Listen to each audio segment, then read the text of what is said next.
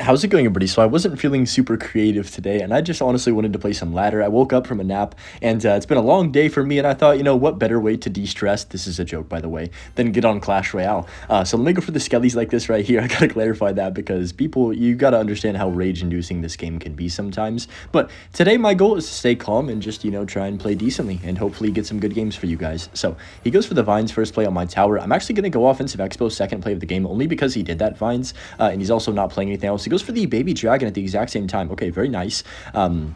Start to this match because he lets my expo connect, which is quite interesting, and goes for a late zappy. So that to me means he probably has golem. I'm gonna go log on these zappies right here and we'll see what he does. He does go for the healer, so I'm forced to rocket this. Unfortunately, don't really have any options other than to rocket that, and he wastes a mini P.E.K.K.A. Interesting. Okay, so let me go Larry's like this. I probably could have played them a little bit later and actually full countered that mini P.E.K.K.A. Now he's gonna pop the ability and I'm gonna be forced to play something else. I guess I'll NATO. It's not going to activate King, though, is it? No, it's not going to. Rip. So I could have played that a little bit better, and let me describe how. So I could have waited like a millisecond on the Skellies, and if I waited, they would have, pulled the mini P.E.K.K.A. later, which would have allowed my Skellies to, do a little bit more damage, and my tower as well to do a little bit more damage because of the time it took for the mini P.E.K.K.A. to get there, but we don't got to get into all that right now. Basically, what I'm saying is I spent 3 more elixir than I should have if I was to play perfectly. So let's go for the knight like this in front of the Valkyrie, or in front of the Expo rather, to block the Valkyrie, my bad. And we'll see how he does want to respond. I feel like he's kind of dead, or at least most of his tower's probably gone here, potentially. He's going to Vines this, I would assume, but even if he does Vines this, I feel like the Expo should still have quite a bit of HP. Can he even get that down in time? Oh, that missed the Ice Whiz. Wait, what? Okay, never mind. Vines is the biggest ranged spell of all time. I don't know how that got the Ice Whiz in there as well as the Expo. In that situation. Now, I'm happy about the damage we got, but I'm also a little bit sad because it's not quite in 2 rocket range, and it takes a lot of logs to get down to 2 rocket range from this point of the game. So I'm just going to keep setting up. Oof. We obviously cannot rocket that pump. I think it's pretty clear right now. If I rocket the pump, we're going to get overwhelmed. Like 99% chance, I'll be honest. So I'm going to go for the Ice Whiz the back instead for this Valkyrie, and we'll really see. He's going to go in the back 100%, yep. We're going to really see what my defense is about. Oh, man, this is the part of the game where you're like, you just got to take a deep breath and be like, okay, we know what's going to happen. He's going to deploy just an entire army on the map right here. And he's probably going to split lanes. Yeah, he's definitely going to split lanes now that he put that mini P.E.K.K.A. So Zappies comes down in the middle. All right, let's go log early on that. I'm going to Ice Whiz the back as well. Oh, man, I need to look for a rocket tornado. That's my only way of defending this, I think. Let me go Knight. Can I hit a rocket tornado on all this? If I can, this is massive. Let's go rocket NATO like this. Please get everything. Oh my gosh. Oh my goodness gracious. He gave up instantly. Wow. What a defense. What a huge rocket. I'm going to need somebody to count how much elixir that was in the comments down below and let us all know, bro, because that was actually insane. Let's freaking go. Here we go against Amir in this next match, and a Fire Spirit comes down, so I'm going to go for an early Larry's on top of that right there, just to take care of that. Now, Fire Spirit, about 70% of the time, it makes me think either Hyper Bait or Goblin Drill, so the fact that he actually played a Goblin Cage makes me a little bit happier, because I'm pretty sure it's not going to be either of those. Looks like probably like E-Giant or, I mean, it could be Golem again, but with a Fire Spirit, I feel like that's kind of weird. By the way, I thought of this idea, well, somebody said it. Whoa, hold on a second. Wait, that was a bad play. I think we just won. I need to predict this bowler, though. I'm going to go for the Expo. I'm going to wait a half second, and I'm going to go Knight right now to predict the bowler. Do we get the bowler? We do. Yes, huge prediction. Now, let me describe what I was going to say beforehand. Let me say that real quick. I was going to say you should only have the ability to play one elixir card in your deck. I think that would be an interesting way to kind of nerf cycle and also just not allow people to spam a bajillion cycle cards, like 1 elixir cheap troops in a singular deck.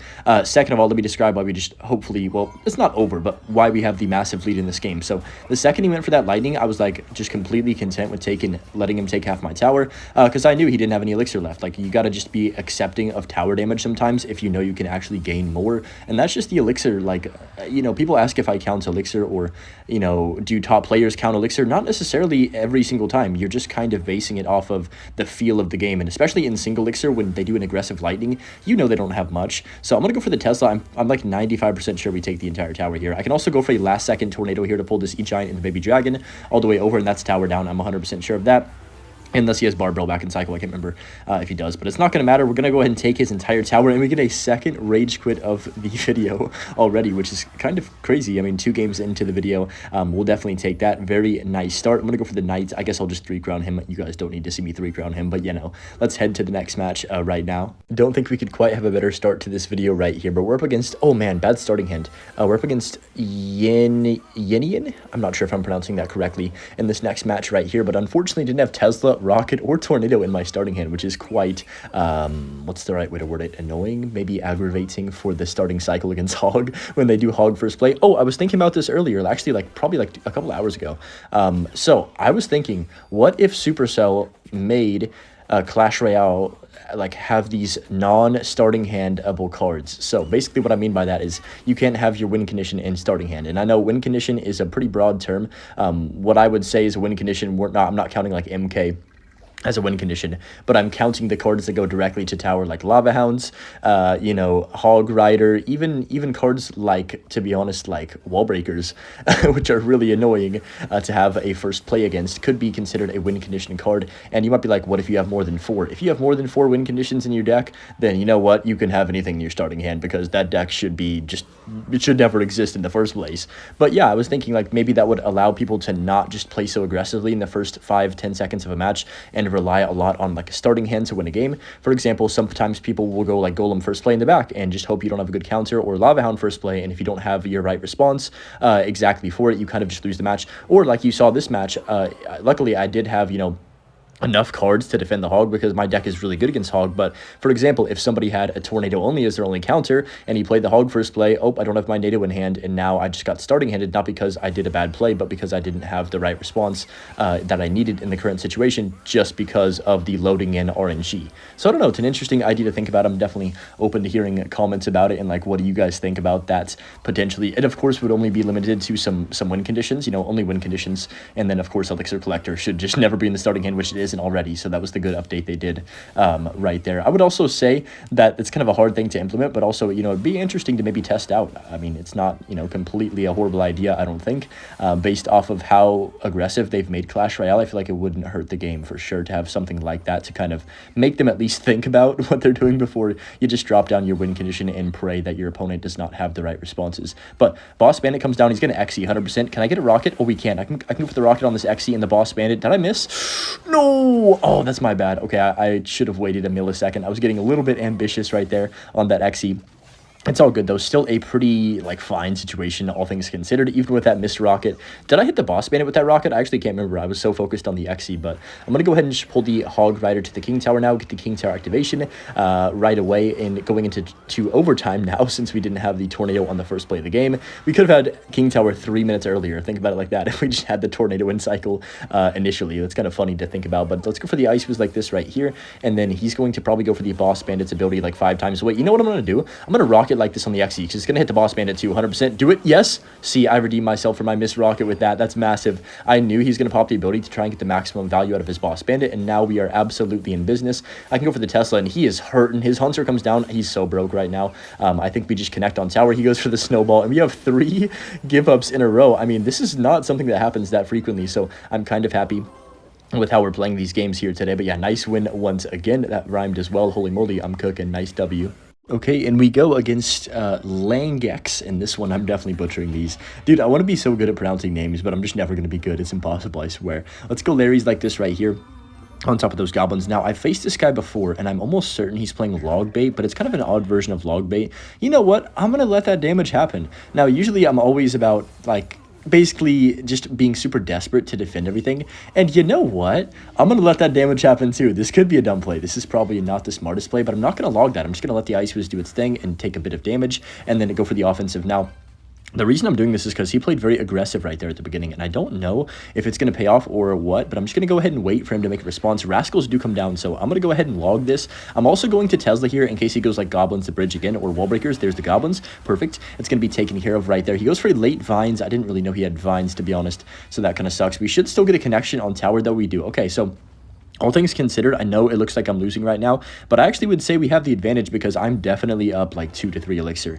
And that's very important in single. You know, later in the matches, it doesn't really matter if you're up elixir. What I've noticed just from so many hours of playing this deck is that whenever you get up in single, you've got to make, you know, something happen with it. So I'm going to go for the offensive once more. He does go for the bomb tower. I'm expecting probably more rascals. A ghost comes down first. I'm going to wait. Let's wait as long as I possibly can to defend this ghost right here.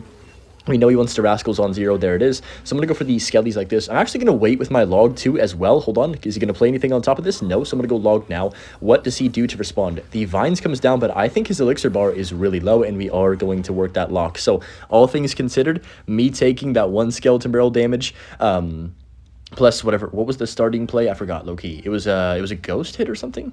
No, what was it?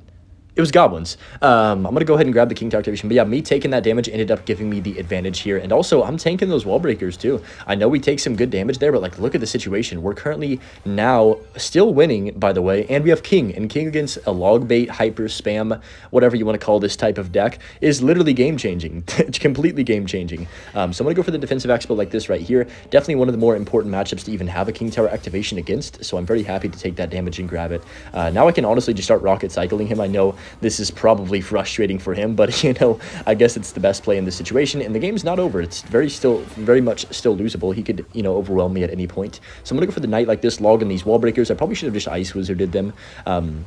In all honesty, but he also wasted his vines right there. So let me go for the defensive expo like this and just see what he wants to do. So the skeleton barrel comes down. Okay, I'm going to go ahead and drop off my Larry's first. Ice was on top of the skeleton barrel right here. And I saw a video today on TikTok of like this dad that had a stroke, and then he basically like his son, well, he could like finally after 9 months or 10 months or something could finally like feel like his son's hand again, if that makes sense. And I was like, bro, that's low-key the most like saddening story ever, but also heartwarming. It's like, man, dude, you just think about stuff like that and you're like, my problems are so minimal. That's what, at least, you know, it's so like frustrating to even think about that stuff, because I'm like, dude, how can I ever, and when I say frustrating, I mean frustrating with myself, because I'm like, how can I ever complain whenever somebody's like having these problems in their life and I'm so lucky in mine, and I still get angry and I still have this, you know, feeling of like, oh, I wish this could be better, or I wish I could do this better, you know what I mean? It just makes me angry at myself to be even that selfish at all.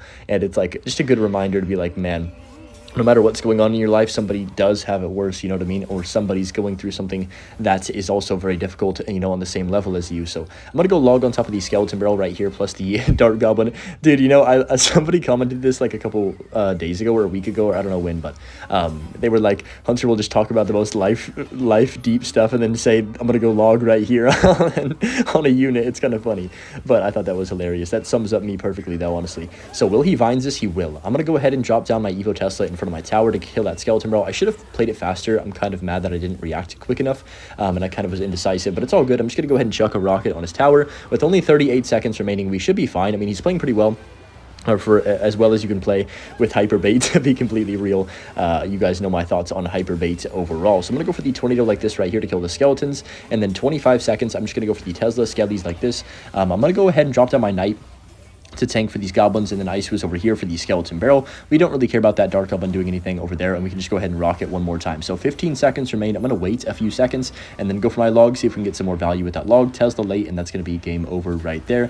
Nothing he does in this situation is really going to change the game, since there's not enough time, and we are going to beat hyper bait there. But yeah, just wanted to come on and play a few games for you guys today, and yeah, hopefully you did enjoy the video, of course, and if you did, make sure you leave a like, and as always, enjoy the butch clip at the end, and we'll see you guys tomorrow in the next one. Peace.